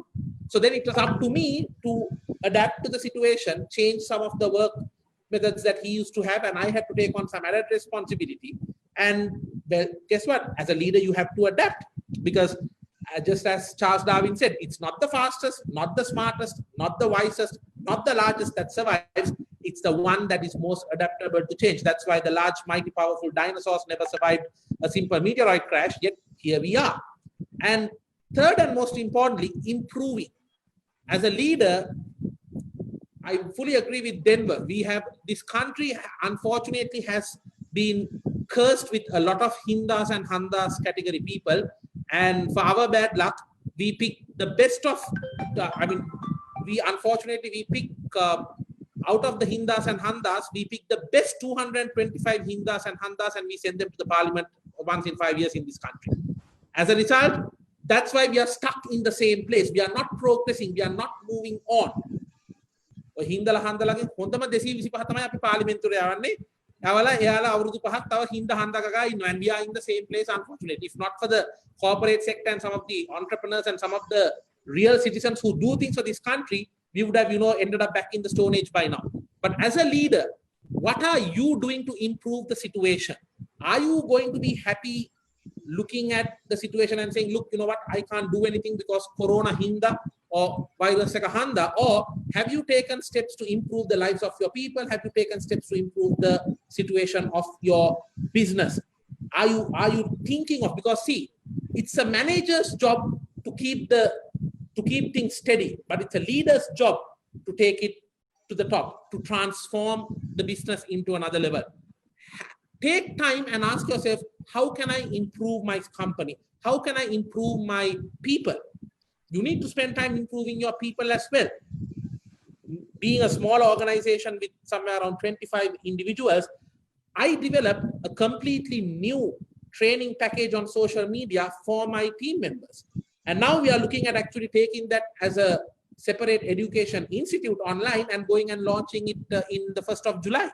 So what measures have you taken as a leader to improve your business, to improve your people? So once again, just sharing in a summary what I've learned from Roundtable: adopt, adapt, and improve. And as a leader, if you don't do that, well, you will be failing as a leader during this time. And I would like to add one small point here, Ashinsani, and that is, we all have different leadership styles. We all have different leadership philosophies. But the truth is, my personal leadership philosophy that has worked for me is I always prefer execution over perfection.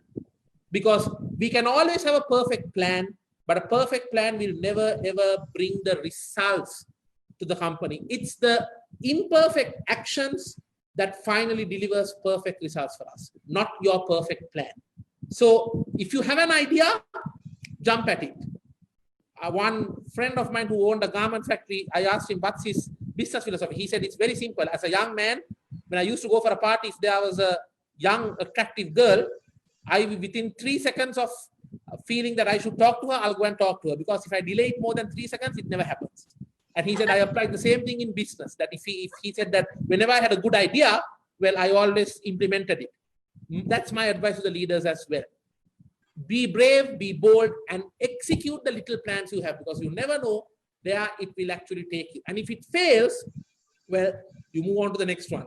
Don't forget, Pinterest, a leading multi-billion-dollar worth social media network today, was the 29th such project of the founder.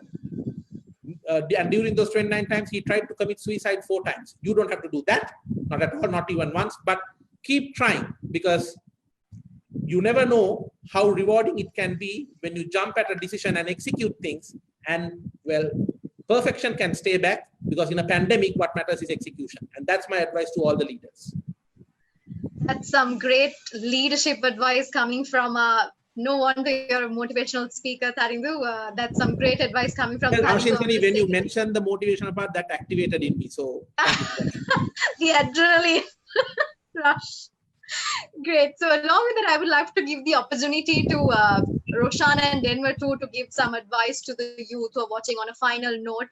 If we can give a quick advice to the ones who are watching, shall we start with Denver? What is the advice you can give on a final note?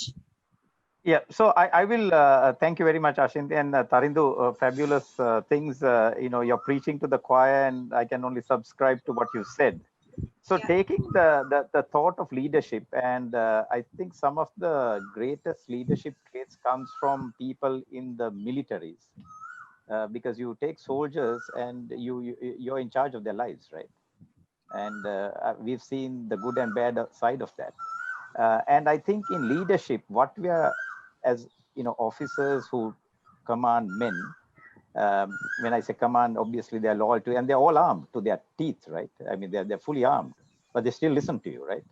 You're not using a stick or something to manage them, because they know that you have their best interest in. So it's trust, it's confidence, it's the ability to relate to them. I remember I have worked under some of the finest generals of this army. The first thing, people like General Kobekadu and all, when we would give them a call at 12 midnight, trying to get a chopper, doing things, he would say, "Hey, Denver, how are you? How's the wife? How's the kids? How's going on?" Now, this is in the middle of everything, right? But if you were his staff officer, he knew to ask that. And that learning, I have been able to thankfully bring it and cascade it down to my teams globally and within the company as much as we possibly can. Today, I know who has a mother who's sick, whose father who's sick, whose child is there, who has a parent with a dialysis machine. And mind you, I have the teams globally, but we have that touch to understand the passion and the commitment with the team. I always say I'm blessed with a team. And that comes, and they also say a leader or a team is strongest as its weakest link. So I always tell the team, our team is a fabulous, powerful team. How can we ever fail? Because we got the whole global team behind you. Failure is not even a consideration. I mean, we're such a powerful team, right? I said, how can we fail? I can't even comprehend it, right? Because if you are unable, put your hand up. I said in the militaries, we would, if you're a divisional commander or a company commander and you have a tactical area of responsibility, the first thing we do is if we see a colleague coming under fire, we will support him with counter fire from our side. And then if he's unable to, we will call your support or extra things from headquarters and say, look, this chap is in trouble. I have helped him as much as I possibly can. But unfortunately, in the corporate world, we don't look what the next department is doing or whether they have a trouble. And these again attribute to leadership and cooperation, not to work in watertight compartments. And that was the success of Virtusa, where HR, facilities, sustainability, we were on a task force, we worked day and night, round the clock, managing situations from Australia across to Canada. And that we were one of the few companies in our spaces, very proudly, that came to 98% work from home enabled before the end of March, right? It was a phenomenal task, from shipping computers to homes, sending them there, giving them transport, understanding their needs, enabling them with petty cash to do the job. But the decisions were made, right? People made decisions, and we enabled the leaders at the ground level to make those decisions. So leadership and decisions go hand in hand. You cannot isolate the two, because if you wait for the complete analysis and doing all the tests that you do, you won't make a decision, right? By the time the opportunity is over, you have nothing to do. It's gone, right? So I think that's one, some of the things on the leadership values. Again, I say, I equate a person, I'm using this simile, is like a tire. If you take a tire, the person, actually who you are, is the rim. The education that you lay it on is like a tire. You consistently keep changing the tires depending on the terrain you go. Sometimes it's wasted, you blow a tire, you put a new tire on. But what holds you to the car are your values: honesty, integrity, ethics, respect, passion. All those things are the wheel nuts. And if one of those wheel nuts are loose, the entire car can get derailed. So as leaders, you need to make sure every team member has those wheel nuts checked consistently, like we do for any other servicing. And these are things that are sometimes lacking in people, so they need to understand that education alone, you can never run a car on a tire, but you can run it on the rim, even if the tire is blown off, at least for a short mileage. You can't fix a tire on a car without a rim, right? That's it. So your education is only a replaceable item that you need to keep updated and new and with thread. You can't have a ball tire because you bought it originally. It needs to change. Taking this one further, I like to take the clay pot persons. If I have a minute on the clay pot, natural clay pots, he want to know what he could do, his digitalization. I would say, consider getting Pickney to deliver your services, right? Next is look at getting, doing research using the internet or the digital to research your products and services, how you can reduce your costs and things, and then look at who are the people who are using clay pots or clay devices or clay ornaments to give maybe scented candles or other things they need to do. Now you're using your digital scope and the tools to actually build better products and increase your market reach. The next point I would like to actually send a question to Professor Roshan, if I may, sir, is I think this online learning is a great opportunity because our universities are plagued with bullying and strikes that doesn't enable the person to go. Now with social media and online, these fellows can't bully them anymore, right? That is one. Number two, no ragging. Number three, they can't strike. You can have all the classes and they can wait outside with their placards till the cows come home, right? Right? I think this is a great opportunity. Keep them close like that and run the, because we want the graduates to come in to work for us. We don't want them outdated waiting with the placard outside Lipton Circus. Right? So I'm telling the graduates, you all say that it's the seniors who bully you to doing it. Now use this online opportunity and finish 2 years work in 6 months. Right? So that's a question there. And, I think the gamification is the other part to do that. So Professor, if you can just make sure the universities get up to speed, if we can do anything to get the learning going, I'm sure we will all contribute and keep these miscreant fellows somewhere else. They can wait outside, So that's a message to the students, to the miscreants, yes, and those who are not, and the innocent as well. I think that's a very good message again, right, coming from Denver. Let's move on to Professor Roshan. Now, let's start with Denver's question also regarding this bullying. I think you're on mute, Roshan. Yeah, sorry. Thank you. In fact, Denver was speaking on a point. So, in fact, when I said we are in a crisis mode and we are still running and doing all this, and when we come back, we might not be having, we don't have to do exactly the same thing. We will be taking a few good things that we learn from here and adapt. But like rightly said by Denver, it is also possible to show people that, yeah, we can't, nobody can stop us, right? So that is the other side of it, right? So yes, we can use what we learn here to make our learning and teaching process better. At the same time, so those who want to stop us, we also can tell them, yeah, it's not possible. See, like even the deadly virus was not able to stop us. So yeah, so that's another one. Yeah, so that is something that a message we are also conveying, and also in fact, like even at the highest level, places like the University Grant Commission, they are talking about the opportunities like this. Yes, so that's in fact happening. So that's just to add on to what Denver said. And I think the ones who are joining us online also agreeing to all the points you all are talking right now. And if you all just go live and see the comments, they're all agreeing. I think this is a system which has to go on online. And for this, what we need is the adaptability for change. And along with that, I would like to move into your advice to everyone who's watching us, Roshan. Yeah. So in fact, first thing before I just wanted to, before winding up, just to explain one more time what I started with. So although yes, we are doing things online and we adapted quickly and we have issues like I said, but there are things that we really can't do online. We had to go physical to do things. right? So Denver was saying yes. So their business is more of an online business, and therefore, I would say online business, because like, for instance, the course I'm teaching, yes, I can do online. I'm doing 100%. But not every other course you can do online. Every other module you can't do online. There are enough and more things that are practical, and you have to go to a lab. You have to access things. You have to access big machines which are not at home.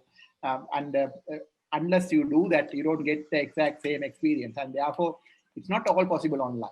So that we have to keep in mind. And that is why what I meant earlier by we are in a crisis mode and we are trying to deliver things online. And we are trying, it is possible. And like smaller disturbances like Rendo was referring to, yes, we can do. But in a long run, completely, whether we can develop skilled people completely online, no, it's not possible. So that is still there. So I just I wanted to quantify that. And then, my message is, yes, we are doing a lot of new things on a crisis mode because there's no alternative. We learn a lot of new things. We are taking a lot of new alternatives, new pathways, and we should make the best out of all this. And when we come to this new norm or the future, we should be using all these, whatever we learn, all the good things that we learn, all the better things we learn, and we'll take all this and go forward. And so we have, in fact, figured out a lot of things that a lot of people earlier thought is not possible. Right? So now we have identified that it is possible. There are like large number of things possible, starting from business, starting from teaching or learning, and all these are possible. So that's what I wanted to say. Like, although we came into this crisis unplanned, we are going through it, and we have learned a lot of things, and we will make the best out of what we learn for the new normal. Thank you. Roshan, if I may add one, sorry, yes. I'm interrupting. One more point is, today I understand the practical side of it and needing to physically get, you can never learn to swim other than if you're in water, right? We understand that. Exactly. However, what you can do is there's virtual reality and augmented reality. That is, the technology is really out of space. You can project a cyclone, you can simulate anything else. You find it as real as you could possibly with the sounds and so many effects, right? Now that's where the technology really adapts. It'll never take you to the pool of water. It can't ever equate, but it can certainly give you that experience. And therefore, if that percentage of the curriculum that has the practical component is there, but what I was really seeing is the impediments that you have due to political and other selfish motivated individuals with ideologies can be completely dispensed away with, right?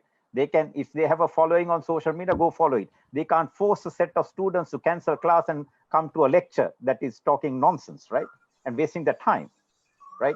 We need these people to be productive. We need them to be on the ball. We need them to bring knowledge. We need them to get production. We need the output, right? And that's what we are really getting out of. And again, this entire misinformation and brainwashing will go away because you can't do it. There's so much out there, right? And I think this is a fabulous opportunity. I think this is really brilliant. Yeah, it is. I agree. Thank you so much for adding insights into the same. I think today we had a very effective, or I would say a very important conversation on the digital world. And I think we met our objective of helping the ones who are watching find themselves in the digital world. And along with this, the objectives for today was we discussed about the digital transformation due to COVID-19, and we also spoke about the skills that can be developed online and their validity in the future, and also how to balance our lives with technology while taking the maximum benefit from it. And this discussion wouldn't have been a success without these panelists who joined me today, including Mr. Danica Pereira, who left us a while ago. And we had professionals or experts from all areas to cover this digital world aspect. We had the educational line, we had the leadership and motivational side, we also had insights from the corporate world, and we also had the entrepreneurial mindset from Mr. Danica Pereira. I think we all had a good conversation. I hope this will be a very important and a valuable session for the ones who are watching us right now as well. So thank you everyone for joining us live.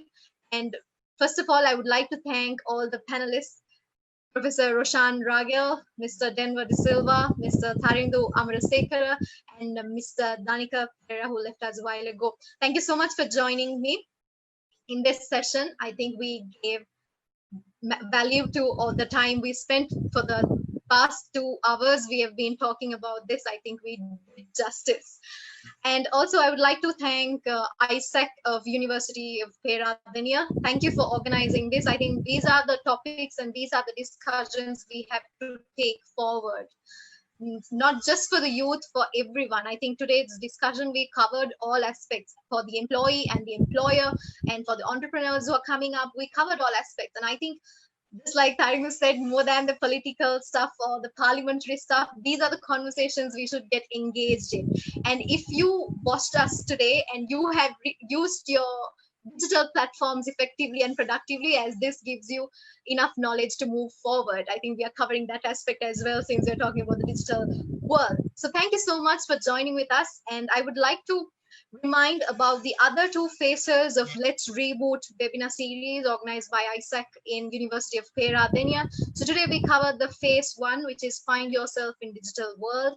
And the next phase, phase 2, will be on Adapt to Face the Economic Change of the Decade, which will be held on 6th June. And phase 3 will be on Bring Out the Magic in You.